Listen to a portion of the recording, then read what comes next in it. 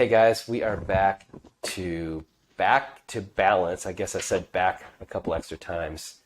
Back to balance with Dr. Wooten. And we're going to talk about some cool things today. We're going to talk about a Jenga game and how that relates to balance. We're also going to talk about what a slipped disc is. And then we'll be talking about some neck exercises, right, Doctor? Yes. Awesome. And then we might talk about some arm stuff, maybe some hip stretches, and then whatever else comes up.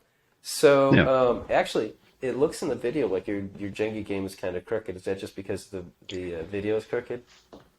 It It looks like is it's a little bit crooked. See if I there. We can go. crank it up here. So tell me about the Jenga. So the Jenga game is really one of a good analogy for our spine alignment. We have all these vertebrae here. Let me show Eileen here. We have 26 vertebrae from head to tailbone here, and some people are a little gifted and have a little extra, but we'll get to that later. But if they're in line and moving as they should, then there's really strong stability. There's a good stability of the vertebrae there, and our spine is in a good place. Just like the Jenga game, if it's lined up and everything's stacked the way it should be, then there's good stability and you can move things around. However, through life, our Jenga game gets a little twisted out of place. And as you can see, then the spine or the game becomes more unstable.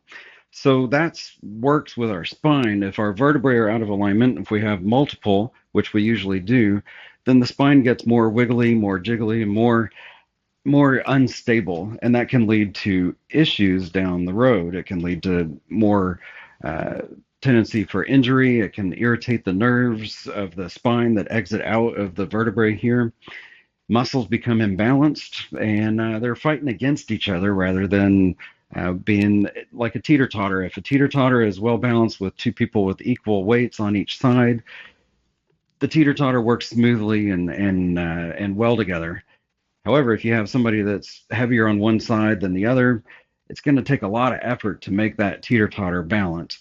If the joints in the middle of the teeter totter are off center or rusty or not moving well, that's going to make the whole thing not work as well either. Just like the Jenga game. So if things get out of alignment eventually, then it just topples over. I'm not going to do that right now. So what we as chiropractors do, we can see on your spine and feel where the misalignments are, where the Jenga game is out of place, and we can gently correct things, putting the vertebrae back in place where they should be. And as you can see, then it's much more stable as a unit. And that's just like with our spine. If three or four vertebrae are out of alignment there and we get them lined up, then the stability is there, the muscles are balanced, and most importantly, the nerves that come out of the spine and to the rest of our body function in a more freely moving condition. Just like if there's a traffic accident on the highway, doesn't matter if it's north or southbound traffic accident, that's going to cause north and southbound delays in information moving from where it needs to go. So if we get these misalignments or subluxations are much like a traffic accident. If we can clear that accident out of the way, then information or traffic will move much more smoothly. The brain and body connection is much better, and things just work better as they should. Pain goes away. Many times our internal organs and whatnot will usually function at a higher level because there's no interference in that line of communication of information from our brain to our body. So that's the Jenga game analogy. That's why we want everything lined up and stable and set to where it should be. And we can do that with our spine. Um, we get bumps and bruises throughout life. So those are minor little accidents along the way. Those can create that traffic jam. So we are the traffic jam removers of your spine. Awesome, very cool. Let's just say you haven't done any chiropractic care at all, and you have a really messed up Jenga game, so to speak. right? How long does it usually take to align that, and how many times would I have to come in? Gotcha. So every case is different, of course. However, the alignment process really is quick. We can usually do a full spine alignment on the first visit within a few minutes. It doesn't take very long to, as you can see here, it just takes me a few minutes just to line it up. The spine is the same. We can get really the alignment done within 30 seconds to a minute, um, especially on your first visit. So another analogy I have is when things have been out of alignment for quite a while, we call them like rusty bolts. So an adjustment is like putting WD-40 in there, knocking the rust off, and then tightening up the bolts. So over time, and it doesn't take long because the body naturally heals pretty quickly. So we knock the rust off, put them in line, and then we see again. And that's why it's a repetitive thing. The body adapts to whatever position it's in. So Eileen, she's been like this for a while. So she's kind of got some work to do. What happens is the vertebrae, the bones actually adapt to that misaligned posture. If we walked around like this for a week or two, we would begin to shape into that position. So what we do is we line you up, that helps increase your posture, and immediately the bones are changing their shape to be more in a neutral position. However, the body remembers that this is where it has been, so it tries to revert back, and that takes, on your first visit, it usually lasts a day or so, and then it kind of reverts back. So we need to adjust you again, and it's just reminders, reminding the body where neutral is, where a normal position is. Typically, what I see is on anybody's first visit, usually I like to see them twice a week for 2 weeks. That just like working out. If you work out once, you're not going to get a whole lot of gain. But if you're trying to gain mass, gain muscle, gain fitness, you need to do that fairly consistently. With the body, it usually takes twice a week for 2 weeks, and then once a week for 2 weeks. That gets a whole month of treatment, just 6 visits. The body adapts each time, and each time we're making more and more correction and more stability within the spine. That's really cool. Yeah. Okay, that is awesome. So, all right, let's talk about let's get rid of the Jenga game. Goodbye, Jenga. Can you move her maybe forward a little bit? All right, so I can see her slip disc down there, right? Split discs. So tell me about slip discs. I've been hearing, throughout my life, oh, I got a slip disc, I can't move. I don't even know what that means anymore. I mean, I think I know. I think it has to do with the vertebrae and the disc in between the vertebrae moving around. Yeah, and slip disc that terminology is a soapbox of mine. It's a misnomer. It's a improper term. It's just it gives the public or anybody the notion that the vertebrae and the discs are separate entities, just like the Jenga game, and they can just slip out of place. I'm going to actually show this again if I can here. So imagine the brown blocks are our vertebrae, and the white ones are our discs. For the sake of the Jenga game, they're all made of wood, and they're movable. Obviously, we can do that and move them around. That's not the case with our discs and our vertebrae. They are a continuous sheath, a continuous uh, thing. Now, the material changes a little bit. From the vertebrae are actually obviously bone, that's heavy calcium. The discs are more cartilage, and they have some fluid in them. It's kind of like a really dense sponge. So, and it's all continuous. It's surrounded by lots of ligaments and soft tissue that wrap around it. Think of saran wrap just all the way around the spine, multiple layers of that. So the notion that a disc can actually like slip out of place and be more like, see if I can do this right without Jenga. So it doesn't work that way. What happens is that the a disc will actually morph out of place. It'll just squish and morph out of place. Think of like if you had a balloon between two plates. If you lean on the balloon on one side, that balloon is going to lean out and squish out into one direction. That's what happens over time with our discs, is that we've say back to the poor posture. If we're leaning this way, there's a lot of pressure on this side. There's not as much pressure on the right side. That's going to squish the discs out into that position. So a slip disc is not correct. What is more accurate is a bulging disc. And when the bulging disc, say we all have head forward posture and we have bad posture, there's a lot of forward pressure on the discs, and that can squish them back over time. That's when we get the issues of the disc bulging out, pushing on the sciatic nerve, and you hear that sciatic pain all the way down the leg. So that's another reason that having good posture and alignment here creates an equal distribution of pressure across the discs, helping them to maintain their natural state of having pressure throughout the whole disc. Just like the plates with the balloons, say you've got the plate on top that's a little heavier on one side, over time that'll squish down on the balloon and make it bulge out that way. But if we can upright that pressure on the plate, equalize it, then there's pressure right on all round edges of the disc, creating a more stable environment there. So no more slip discs. So with that information, what would you suggest for treatment wise for slip discs? For Okay, bulging so discs? for a bulging discs, the treatment is several things. So we've got to correct posture. That will be one of the first things, is get rid of the head forward posture, get rid of the slope, slouching low back, upright your posture, have your head up over your shoulders. It'll look like this.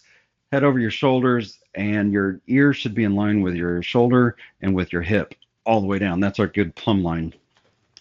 That's first thing. So get your workspace set up better, and then do some exercises to stretch. Make sure that, because if there's muscles are too tight, that's going to pull you out of place. So if we can stretch them, that'll help ease the balance. For an actual bulging disc, the best treatment is decompression traction. It's a table you lay on your back, and it my patients joke that it's a medieval time machine, the rack we call it, but it straps you in, and there's a motor unit that pulls and relaxes, pulls and relaxes. What it is, it's intermittent traction, and it creates it offlets pressure on the disc, allowing the disc to come back in, that bulge to suck back into its normal space, and then give strength and rigidity around it to help heal it and give it more stability for future times. So we need to do that. We need to do the adjustments again, because if the adjustment is off center, or if the vertebrae is off center, then there's going to be unequal pressure on the disc. So what we need to do is line you up, give the adjustment, and then do the intermittent traction or decompression traction. And those combined will help give more stability to the discs. Awesome. So you do decompression along Right? with adjustments, regular Spinal adjustments. adjustment, yes. Yes. Gotcha. And then I always give you exercises to do at home uh, to manifest that in a better way, a more quicker way. Okay. What can you give me a couple of examples of exercises you might suggest? Absolutely. So one of the things we see today in the world with being on our computers and looking down at our phone is our neck should be curved like this. We should have a pretty decent curve. See if I can get it visually there. What happens is over time, our neck straightens or even goes forward. So there's too much pressure on the fronts of the discs here. That's causing the discs to bulge backwards. That can cause pain down your arm, burning into your shoulders, stuff like that. So one of the best things we need to do is to recreate this curve, get our head up over our shoulders. So there's a couple of things, 3 easy exercises to do. If you do them 5 minutes every hour throughout the day for the rest of your life, it'll be really good. So the first one is to do shoulder shrugs up and down. What we get when we're in our computers, we're in this gopher pose. If we can pump the traps up and down just 10 times every hour, that'll help the muscles contract and relax and get fluid moving into those. You'll feel better because oxygen and blood flow is going better. Second one is to squeeze your shoulder blades back, just like there's a can between your shoulder blades. 10 of those every hour. And then the third one, I call them the chicken neck, is this, or double chin. Pretend somebody's poking your nose and just slide your head straight back. What that does, so we're going to stretch or tighten the muscles in the shoulders because we're so forward, these muscles get stretched by being in a forward position. We can tighten those muscles up. That will help increase our posture. And then pulling our head back over our shoulder tightens these muscles, helps recreate that curve, giving better posture. Then that helps the discs and the vertebrae all the way down. We kind of talked about those exercises a little bit. Do you have exercises that you suggest just for a better neck posture in general? Yeah, the first thing I do is recommend not looking down. So raise your monitor up, bring your phone up, don't look down and over at your phone. So those are first things just to prevent injuring it more. The other exercises are just leaning right and left, nice and easy. I don't recommend putting extra pressure on the pull. The weight of your head is enough to do that. Right and left, just a few seconds each time, looking right and left. And when you go to the side, I recommend just pushing for about 5 seconds each side. That will help stretch plus tighten the muscles on the opposing side. Muscles need to move, they need to work. So by doing that, that's creating pumping of muscles, getting nutrients in and out, flushing the system of old stuff that gets stagnant in there. So and then, of course, the head slides back. So right, left, leaning, looking right and left, and sliding your head straight back. Those are some of the easiest main things to do for your neck exercises. Well, I've heard before where you should put your hand right here and push against your hand. Is that not a good idea? So that's a different process. It's isometric, where the length of the muscle stays the same. You're getting some work by doing that, Ah, but the problem is, I think, if you if you only worked out your arm, if you only did bicep curls from here to here, the muscle would adapt to that length. Your arm is obviously supposed to have much longer range of motion. So if you only work a muscle like that, it's only going to adapt to that range. And over time, you won't be able to extend it any further or pull it any higher up. So doing those is okay, but it just teaches the muscle that that's the length it should be in, rather than if you can lean over, then that teaches the muscle a full range. These muscles that are contracting, they need to go from long to short, so that they know what their range of motion is or should be. So I don't think there's anything really wrong with that, but you need to combine it with ranges of motion that give the full range for those muscles. so if I'm doing the neck exercises where I push my neck back a little bit, I feel like the muscles way, way, way up on the other side of my ear, and also I also hear some crunching. Is that okay? Yes. So neck muscles, neck exercises, and crunching in your neck. Here's some things about that. Think of your head and neck as a tree, a freshly planted tree. And I'm sure you see it in the gardens. They've got guide ropes. They've got ropes from the middle of the tree down to the ground on four sides. That's to give stability until the tree grows enough to be stable on its own. So think of muscles. We've got posterior muscles, north, south, east, and west ropes, basically, all holding our neck in place. Over time, we lean forward. What happens then is that the front muscles, the north ropes holding the tree up, get tight. They adapt to that position. So those muscles get shorter and shorter and shorter. What happens then, these muscles get longer and longer. And then furthermore, we've seen people that have kind of a hump right here. If the tree is falling forward, the body's going to add more dirt and more bone and more everything to try to help hold a heavier anchor for the tree that's falling ahead. So what we think we have is we feel the stretch, we feel the pressure here more than anything. We feel more tightness in the back. What we think we need to do is stretch a tight muscle, but that's actually the anti of what we should do. That's counterintuitive. If we stretch here, then that's going to allow the head to fall more forward, and that allows the tree to fall more forward. If this is happening, the easiest way to do it, trying to pull a tree from the back is really difficult. What if you had somebody on the other end push? So if you push the head back, push the tree up, then that creates more stability and gets the tree in a better position. So what we need to do is stretch the front and tighten the back. So doing these stretches, even looking up and dragging your hands down on the front of your neck, will stretch these muscles. That'll stretch that rope a little bit. And then by doing head slides back, you're going to tighten these muscles. The reason you feel tightness right up in here is because there's a little muscle, a group of little muscles that go from the skull to the first vertebrae or two. As we lean forward, those muscles get shorter and shorter. So when you're pulling back the head, it's actually stretching those rubber bands, those muscles, stretching them, which is a good thing. The other thing, the you mentioned the you feel or hear crunchiness in that. Over time, we get arthritis. That's just a normal thing.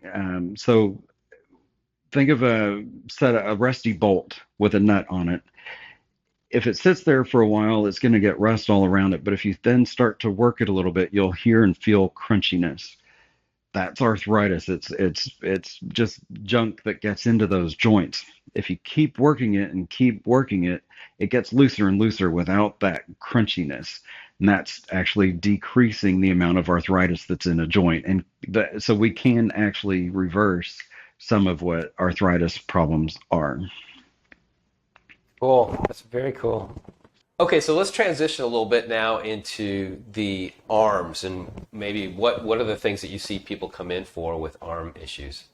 So I see a lot of shoulder pain, shoulders that are uh, twingy or pinchy. They don't have the range of motion that they should, and that's kind of almost heading towards a frozen shoulder syndrome.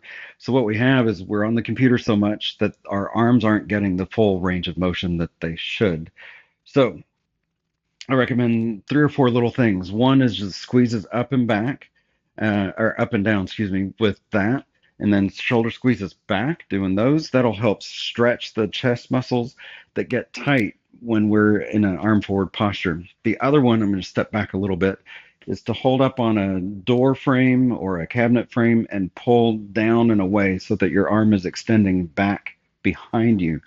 That'll stretch the pec muscles and allow for better range of the shoulder. Um, we really need to keep the shoulders one of those crazy cool joints that can have almost 360 degrees rotation. So we should be able to reach way back behind us, out to the side, out in front. Like you have a question, hello, I don't know what to do. So keeping the shoulder moving, doing even just circles at your desk.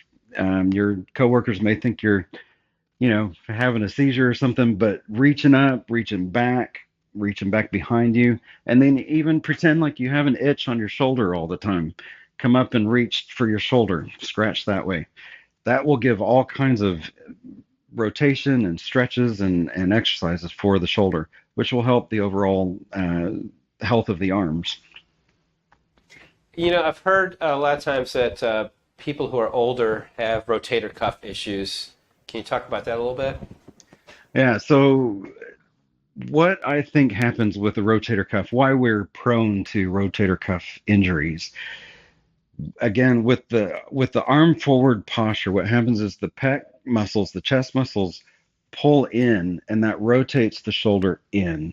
That just gives too much, it unseats the arm from the shoulder joint. It kind of like it should be a nice ball and capsule joint, but what happens then, the shoulder starts to come out. So it's actually a little more predisposed to being out of alignment, and those muscles and ligaments are stretched too far already. And it's just like a Jenga game that's off balance. Then all of a sudden, it doesn't take much to kick it off over the edge. So doing stretches for the pec muscles will help pull the shoulder back into place. And then doing those all posterior type of exercises that strengthen the back and the back of the shoulders will help pull the arms back into place and prevent that tendency to have rotator cuff issues. So, just in general, with all of these stretches, if you are a if you're 65 and older, and let's just say you are not the person who works out all the time every day, how much exercise do you think is good to do with respect to some of these stretches, for your upper body? So, an optimal workout regimen for anybody at any activity level. The health industry used to say, do an hour a day and get your heart rate to this level. And hearing that you have to do an hour of high level exercise a day is daunting to anybody, unless you are able to work out all the time and have been doing it forever. So, what we've found over time, over the last few years, is that it's actually better to do lots of little bits of exercise. So instead of doing an hour and crushing it at home and then killing it and exhausting all of your energy, if you do 5 minutes 10 times a day, then you've got an hour. So wake up in the morning and do some stretches, move around, work your arms, work your neck. Then every hour while you're sitting, get up and change position and move your legs, do some heel raises, raise your toes, wiggle your toes, get some stimulation into the lower extremities, raise your knees up, just stand at your desk and just march in place a few times. Bend forward a little bit or lean side to side. That will work the muscles. That'll remind them that they need to be moving. So 5 minutes, 10 times a day, there's an 8-hour day at workday. So if you do it every hour at work, there's 8 of them. And then you can do some in the morning or evening. And then you could do maybe 10 or 15 minutes, if you wanted at home. That way you're not trying to cram a complete hour of high level workout into your evening. Okay, let's change it up a little bit. Let's talk about your hips. Can you give me a few, maybe some good exercises with respect to mobility and strength with regards to your hips? Sure. So 3 or 4 super easy exercises to do for your hips, for your low back, for mobility while you're at work.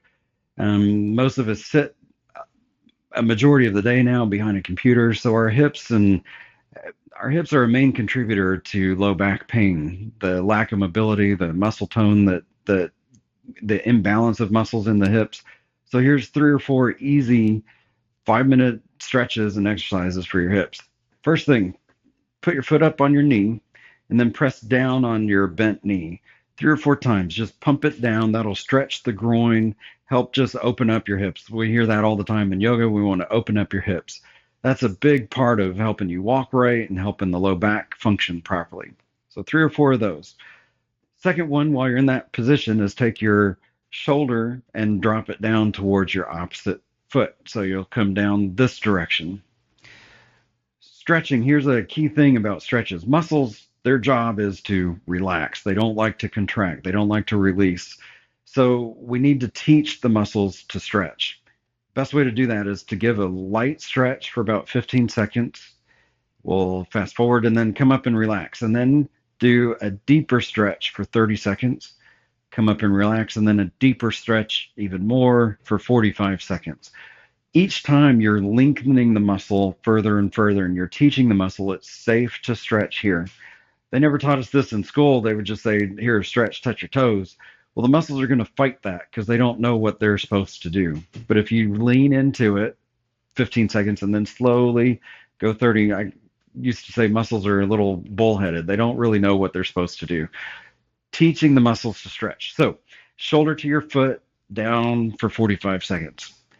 While you're in that position, then you pull your knee up to the opposite shoulder. Same thing, pull up for about 15 seconds. You should feel it right in your sit bone, right in the lower part of the pelvis there. And then relax, pull in a little more for 30 seconds and relax, and then even deeper for 45 seconds. If you noticed on that, I got deeper even just doing a couple of intervals like that. I got a deeper stretch each time. Always do both sides equally. One side teaches the other to relax better and better. The other thing we get is we get to where our feet get stagnant. Our lower legs circulation doesn't go very well down to our feet and toes. So we hear plantar fasciitis a lot. So what that is really the soft tissue of the bottoms of our feet get tight, and then we go and we step on them, and that stretches them, that injures them, and it stretches it too quickly. So while you're sitting, just pump your knees up and down, do like heel raises, and then raise your toes up and just rock your feet back and forth 3 or 4 times each. That will pump the muscles in the calves, that'll create circulation, and that'll warm up the feet so that just like a warm up before you go do exercise, it'll warm up your feet before you go walk anywhere. That'll minimize the risk of injury for your heels. That's really good. Awesome. I think, hey, that's going to wrap it up for today.